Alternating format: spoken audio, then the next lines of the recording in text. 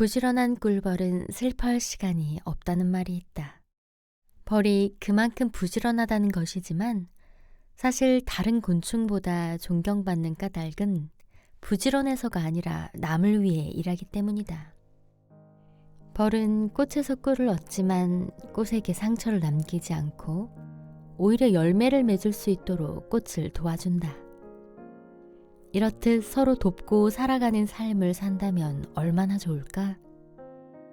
희생이라는 생각을 하지 않고 남을 돕는 것이 나에게도 좋을 것이라고 느낄 때 비로소 함께 행복해지는 길이 아닐까? 자신을 희생하더라도 누군가를 위해 애쓰는 마음, 바로 이타의 마음이다.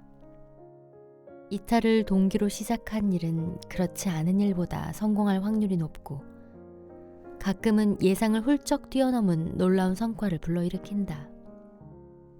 자신을 희생하고 남을 위해 애쓰는 이타의 마음이 결국은 나에게도 좋은 결과로 귀결되고 궁극적으로는 그로 인해 세상도 더 살기 좋은 곳으로 바뀌게 된다. 안녕하세요. 낭독하는 빵순이입니다. 제가 오늘 여러분들에게 낭독해 드릴 책은요. 제가 세상에서 가장 존경하는 분이 쓰신 책이에요. 학교에서 존경하는 사람의 이름을 써내라고 하면 누구를 써내셨나요? 대부분 이순신 장군, 세종대왕님, 저는 저희 아빠 이름을 써서 냈어요. 네, 그렇게 제가 가장 존경하는 권세용 작가님의 꿀벌과 함께하는 귀농귀촌, 아카시아 꽃이 피었습니다. 오늘은 이 책을 여러분들에게 소개해 드리려고 합니다. 꿀벌을 사랑하는 한 남자의 양봉 귀농귀촌 이야기이고요. 이 속에는 한 사람의 삶과 가치관이 담겨 있어요. 그렇다면 책 속으로 들어가 보겠습니다. 고고싱! 2억 년 이상 생존, 건재하는 공동체의 비밀은 무엇일까? 6,500만 년 전 덩치가 거대한 공룡은 멸망했지만 몸집이 작은 꿀벌은 3천만 년 넘게 생존하고 있다. 2만 개의 개체가 20만 개의 알을 키우고 매일 2kg의 꿀을 생산하는 꿀벌 공동체. 그들의 공동체가 3천만 년 넘게 건재할 수 있던 이유는 세 가지가 있다. 첫째, 지향. 꿀과 꽃가루가 있는 방향을 알려주는 정찰벌이 있다. 둘째, 협업. 함께 일하는 수집벌이 있다. 셋째, 배려. 수집벌은 고참벌의 배려로 무사히 귀환한다. 꿀벌의 지향점. 꿀벌 공동체의 식량이자 에너지원은 꿀과 꽃가루이다. 특히 여왕과 유충의 먹이인 로열제리를 만드는 꽃가루는 1년에 20kg이 필요하다. 이는 1벌 한 마리가 몇 달간 3,000송이의 꽃을 매일 방문해야 모을 수 있는 양이다. 그러나 세상엔 너무도 많은 경쟁자들인 말벌, 나비, 파리, 풍뎅이들이 살고 있다. 이에 맞서는 꿀벌의 전략은 무엇일까? 꿀벌은 한 번도 가보지 않은 꽃밭을 단숨에 찾아 날아간다. 여기에도 비밀이 있다. 꿀벌 공동체에서는 1벌 중 정찰벌을 따로 뽑아 미리 꽃밭을 찾아내게 한다. 정찰벌은 1cm 남짓한 책으로 30km의 속도로 반경 10km를 조사한다. 가깝고 안전하고 다량의 동종꽃이 만발한 꽃밭을 찾는다. 최적의 꽃밭을 점 찍어둔 정찰벌들은 꽃밭과 벌집 사이를 10회 이상 왕복하며 비행노선을 확실하게 익혀둔다. 그런 다음 동료 수집벌들에게 최적의 비행노선으로 꽃밭의 위치를 알려주기 위해 꿀벌의 춤을 춘다. 일정한 각도로 맞춰 꼬리를 흔들며 엉덩이 춤을 춘다. 이것이 유명한 꿀벌의 팔자춤이다. 100m 이내로 가까울 때는 원형추물, 그보다 먼 거리일 때는 태양과 벌집, 꽃밭의 위치를 일정한 각도로 맞춰 꼬리를 흔들며 엉덩이 춤을 춘다. 흐린 날에는 태양빛의 파장까지도 고려하여 수킬로미터 떨어진 꽃밭의 위치를 전달한다. 이러한 정찰벌의 활약으로 최고의 꽃밭을 향해 일사불란하게 출격하는 수집벌들. 공동체의 에너지원을 얻기 위한 꿀벌들의 지향이다. 꿀벌의 협업. 벌통안이 추워지면 1벌은 체온 유지를 위해 모두 함께 가슴 근육을 진동시켜 열을 발생시키는 행동을 한다. 한여름 무더위나 한겨울 혹독한 추위에도 죽지 않고 살아남을 수 있는 그들만의 협업 방법이라 할 수 있다.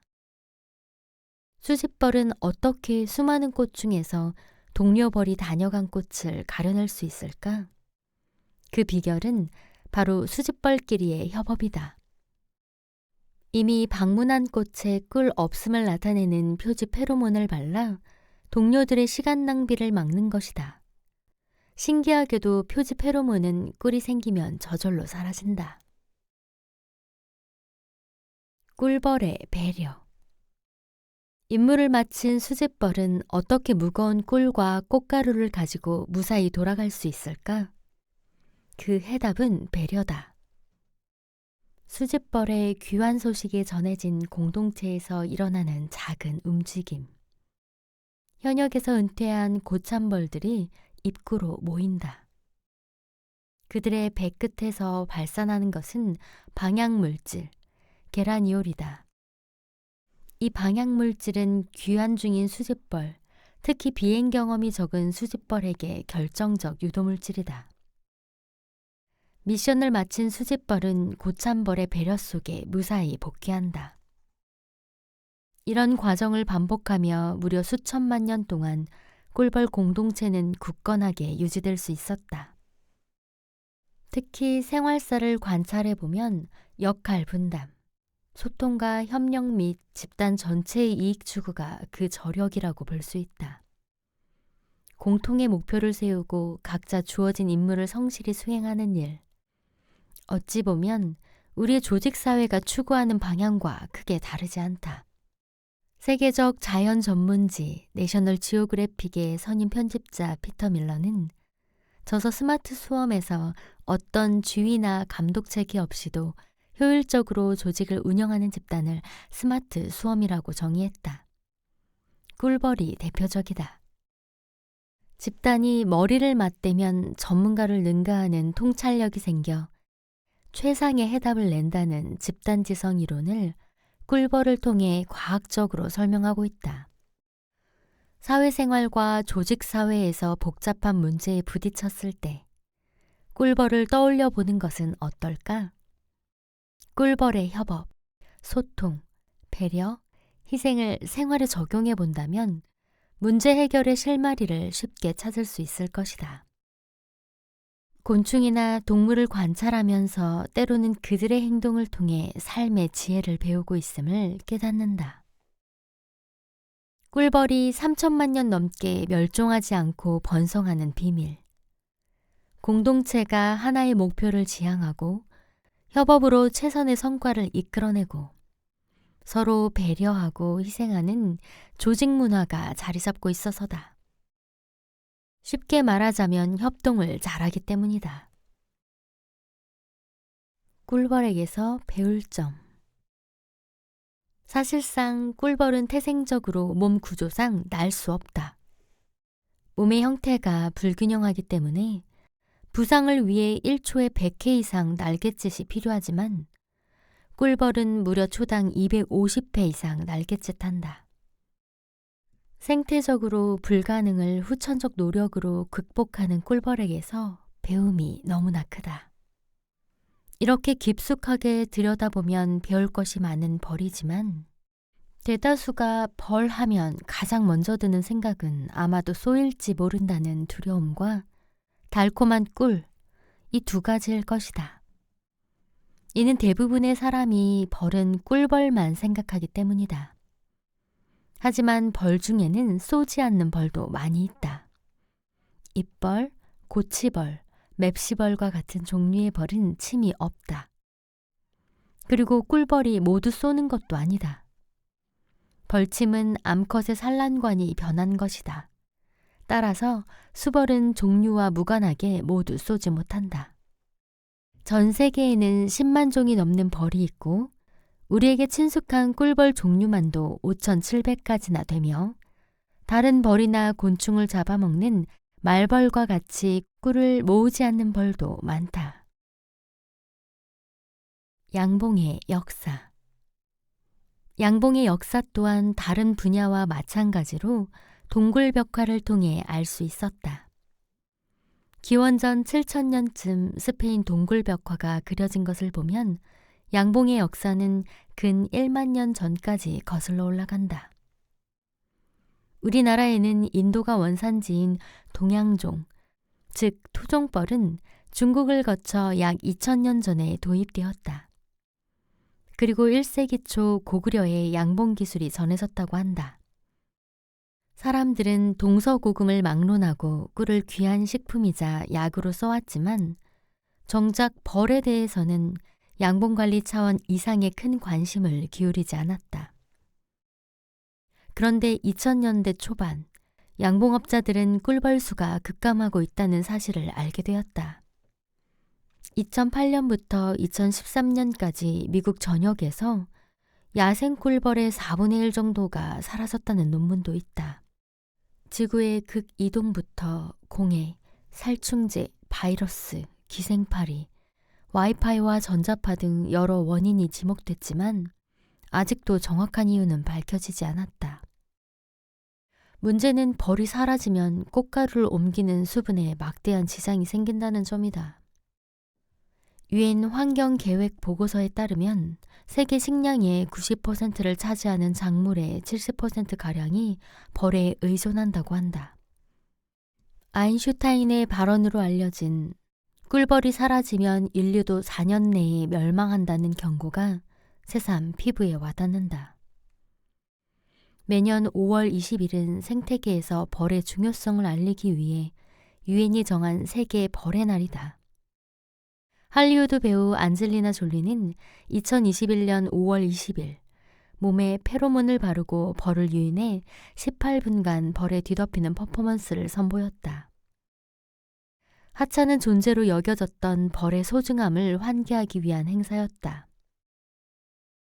정말로 벌이 멸종한다면 인간이 혹은 지구 전체의 생명이 위험할까?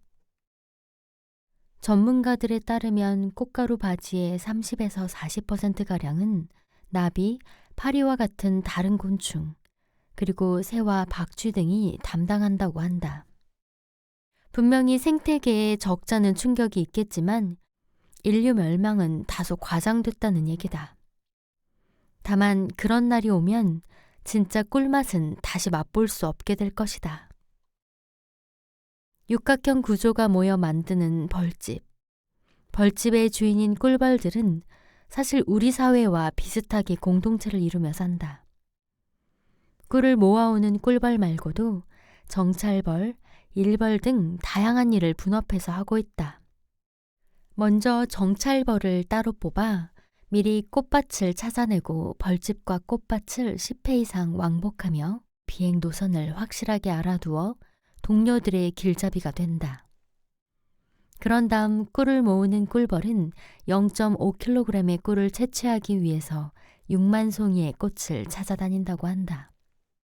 꽃 한 송이에서 보통 60번씩 꿀을 빨아들이니 결국 꿀벌은 360만 번의 반복된 작업을 거쳐 0.5kg의 꿀을 만들어 나르는 셈이다.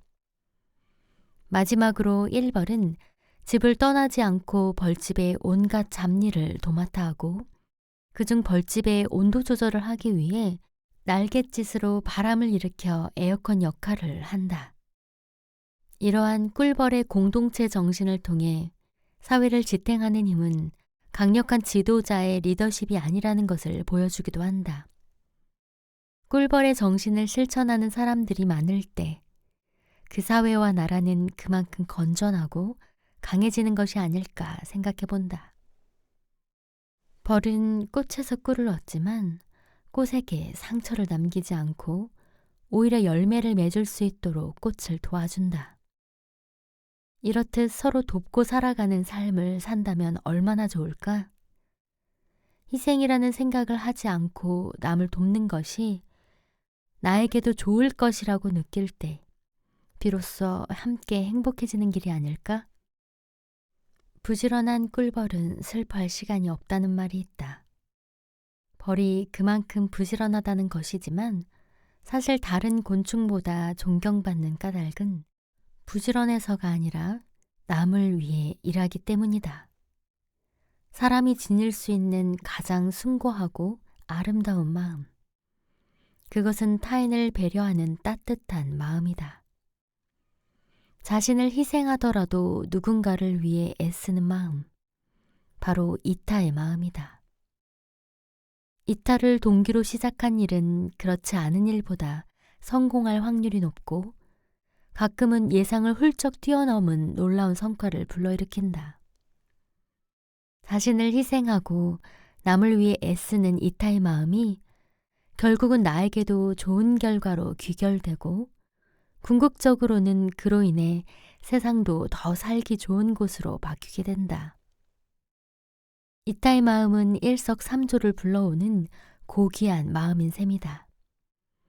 이 책을 읽는 독자 여러분 또한 그러한 고귀한 마음을 갖길 바라며 2024년 1월 파주에서 홍익꿀벌 권세용